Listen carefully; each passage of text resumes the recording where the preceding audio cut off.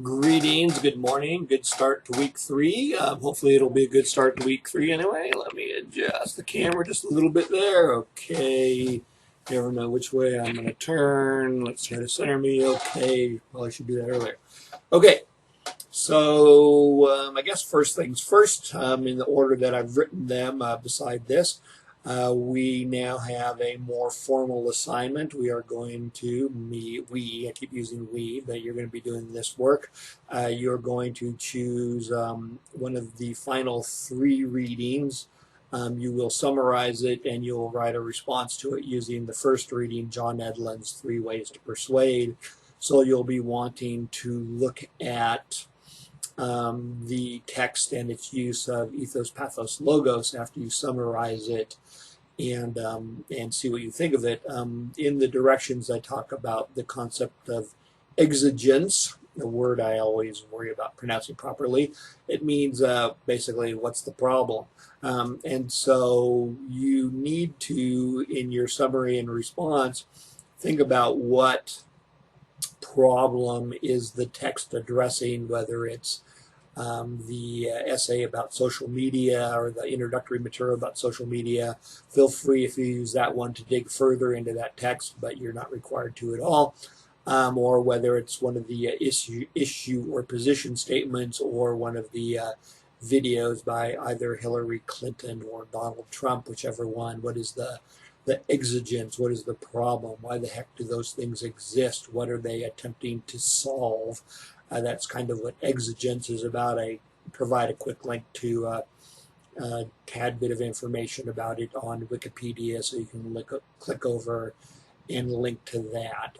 If you do, I suggest, if you do work with one of the videos, and well, actually, if you work with one of the videos, or if you work with any of the position statements, I suggest you fact check them, because politicians say things that sound good, and how true they are, as sometimes they're a little true, half true, not at all true, or totally true. But I give you a link to PolitiFact, and it is the most highly regarded fact-checking source, relatively free of bias, despite being a project of the lamestream media at the Tampa Bay Post. I forget. Anyway, so it's a good source. I think they are pretty fair, pretty accurate, and that's important. So you'll want to do that. I give a quick explanation of one thing you may not know about in Donald Trump's campaign video. I haven't paid attention to Hillary Clinton's to that great a degree. I know about the Trump video because it had been in the news. So anyhow, so there's that.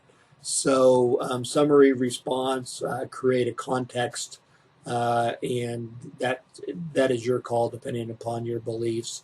As the assignment indicates, the issue, the politics, are secondary to the use of rhetoric. So we're more concerned about rhetoric there. So keep that in mind as you work on it. So that's it for this week. Due dates are in there. A draft by Saturday night, responses to drafts by Monday night, an essay to me for formal grading by Wednesday night next week. So that's 10 days from now. I will, once you have completed your drafts, and I haven't posted the information for how to do that, but once you do your responses to others, then I will give you a quick, brief response to your draft, and you can use those three responses ideally to revise and come away with a better piece.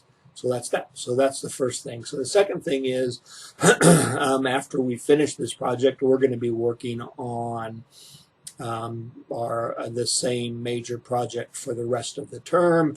I haven't put up any of that information yet.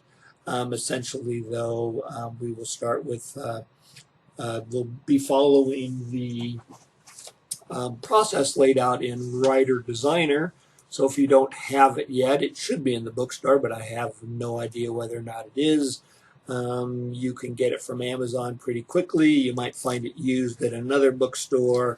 That's going to be your call entirely, how you get it, but you'll want to get it soon because it runs us through the process that process is examining the information that's out there on your topic, developing a project proposal, doing a literature review, and doing the final project, which will be I've called it a multimodal project, and that might be a website, it might be a video, it might be a podcast, it might be an infographic. It will not be a PowerPoint, though it could be a Prezi. It just has to be something that stands on its own, that doesn't need any explanation from somebody else.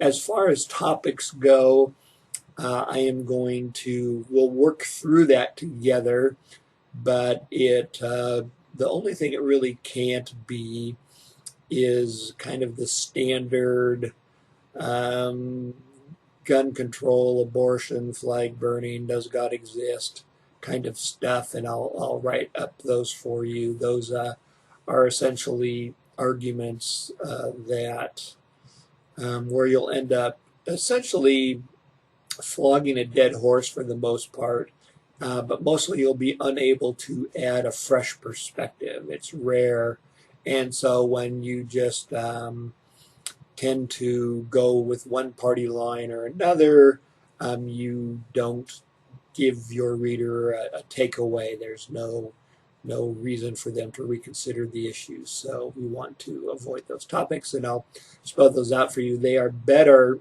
So that's kind of a negative perspective on topics. The positive perspective on topics is to go with something you're interested in. It could be related to your major. It could be related to your desired career at this stage of the game. It could be just something you are more interested in or interested in learning more about. There's all kinds of possibilities. These do not need to be grand global topics. They can be very close to home. I wish my brain would recall some of the information that we've shared in the getting to know each other section, but go with things that are close to home, things that you care about, and they don't have to be big things. I can think of a student did his research project on the difference in solid state and tube guitar amplifiers. So if that's something that would be interesting to you, and so he did a big research, digging into stuff like that. So it does, obviously that is not going to change the world, but it is something that was of interest to him that he wanted to research. So think of that. I also am fine if you have another class where you're engaged in a research project that you research the same topic, but you'll want to clear that with your other teachers. Some of us are okay with that. Some of us are not, and it's always better to clear it up front and not get in potential trouble with your other teacher. Like I said, I'm fine with it. Make sure they're fine with it as well. But again, you will probably be doing a fairly traditional project for many of your other classes, like an essay, whereas here you're going to do something else entirely with it. So, but we'll work through that and get you there. So, but think about a topic, something you really are interested in, something you're doing in another class, something related to career or major exploration, whatever it is. That's your call all the way. So, except for a few that I will steer you away from because in 25-ish years of teaching, they tend to result in very substandard work, and I'm going to do my best to steer you away from the possibility of substandard work to doing above standard work. So anyhow, be thinking about that. This coming up with the topic is often the hardest part, and we'll work through the research and production process together.